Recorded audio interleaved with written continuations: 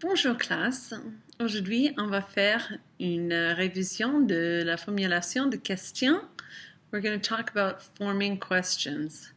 Again, you see from Le Court-Métrage, you see a scene of the sister walking down la piste, and she asks, Elle t'aime? Does she love you? Rising intonation is the simplest way to ask a question. There are three main ways that we do ask questions, and the first is simply to rise your voice as you ask. So, when I see Et elle t'aime, my intonation rises with the question. Tu connais mon ami Pascal? Do you know my friend Pascal? My voice rises at the end of the statement, and that tells you that it is a question. You may recall that some ways of formulating a question are more informal than others.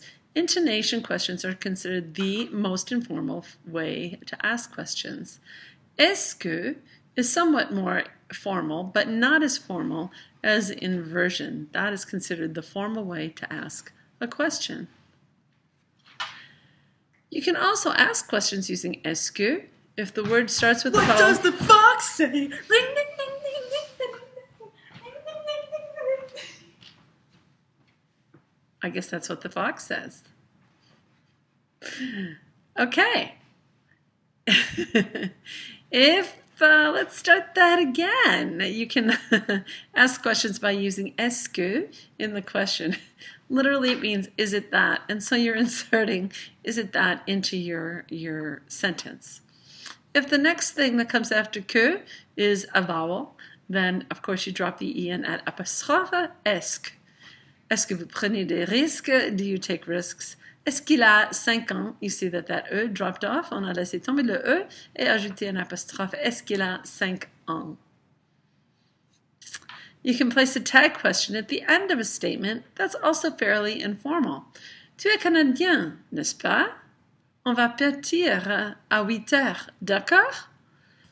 I raise the intonation, I add that little tag statement, and that makes it a question.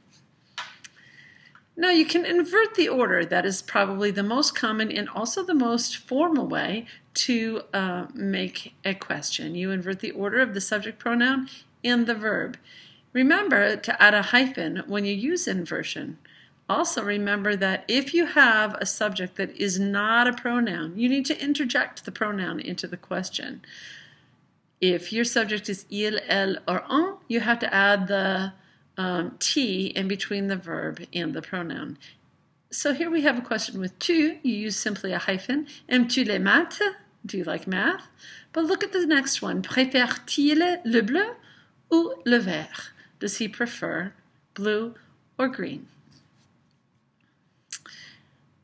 Use inversion only with pronouns, as I just said. If the subject is a noun, you're going to add the corresponding pronoun and then invert it with the verb.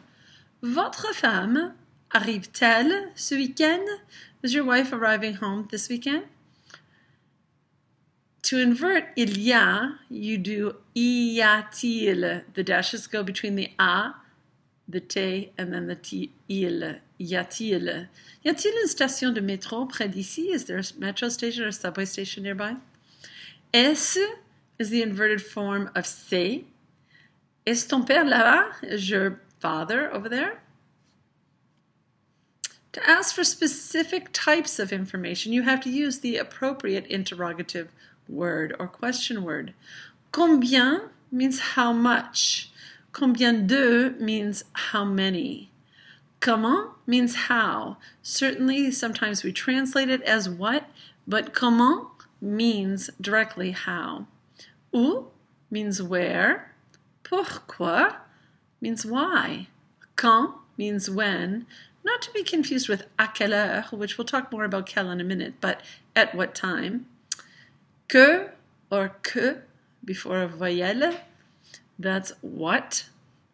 À, avec ou pour qui, to whom, with whom, or for whom. And qui all by itself usually means who as a question. Avec quoi, with what. De quoi, about what.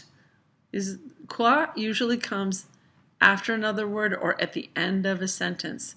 Qu'est-ce que can only be used at the beginning of a sentence. You can use various methods of question formation with interrogative words.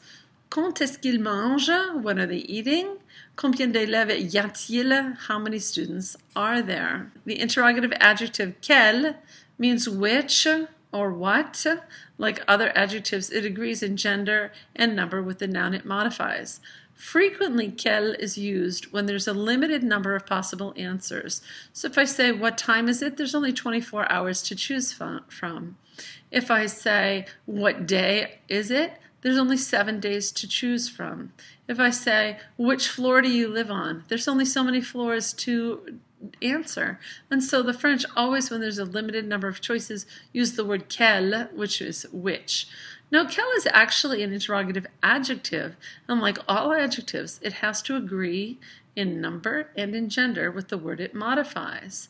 And so quel, if it's a masculine singular noun that it's modifying, we're going to use Q-U-E-L, K-U-E-L, quel. But if it's masculine and plural, it's going to get an S. The feminine form, to use that, you double the L and then add E. And if it's plural, add the S. Je suis à l'hôtel. Quel hôtel? Q-U-E-L. Carole aime cette chanson. Quelle chanson?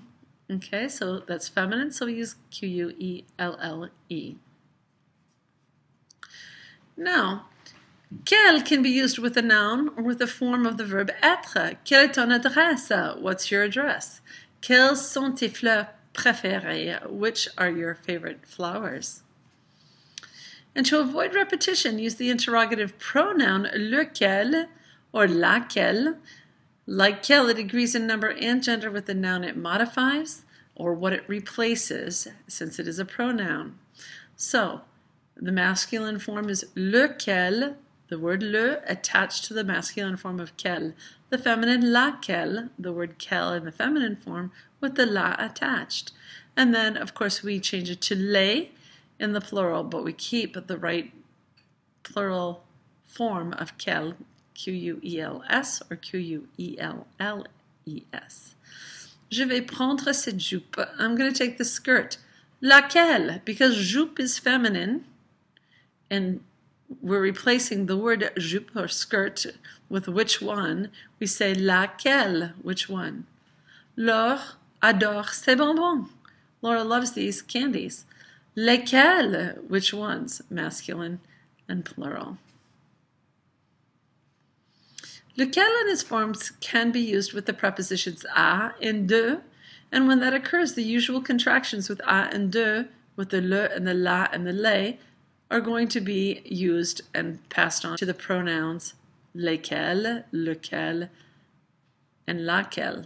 Well, if a comes before le, we make the word au. So, auquel.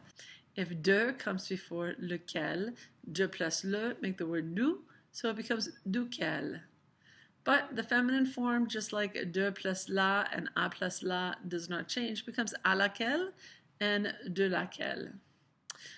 Let's see some sentences with this. Mon frère a peur du chien. Duquel est-ce qu'il a peur? My brother is afraid of dogs. Which one is he afraid of? Nous allons au cinéma. We're going to the movies. Auquel allez-vous? Which one are you going to?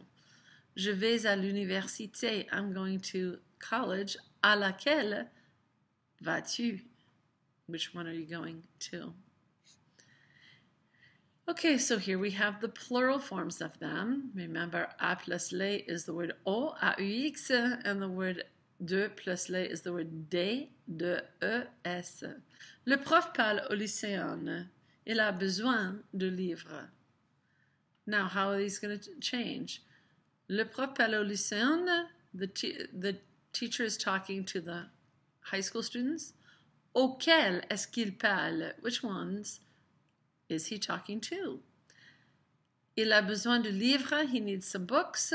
Desquels a-t-il besoin? Which ones does he need? So these are the main ways we form questions and the words we use to make things ask for specific pieces of information. So just quickly to review, there are three main ways of forming questions. Those ways are to just simply rise your intonation, to add the word est-ce que, or to invert. And with inversion, you must always use a pronoun to replace the subject of your sentence. Don't forget to use a dash if you use that. Then you have to use special words that ask the questions. Words like quand, combien, combien de, pourquoi, quel, où. Ok, merci beaucoup. Si vous avez des questions, venez me voir et je vais vous secourir. Je vous verrai en classe. Bonne nuit.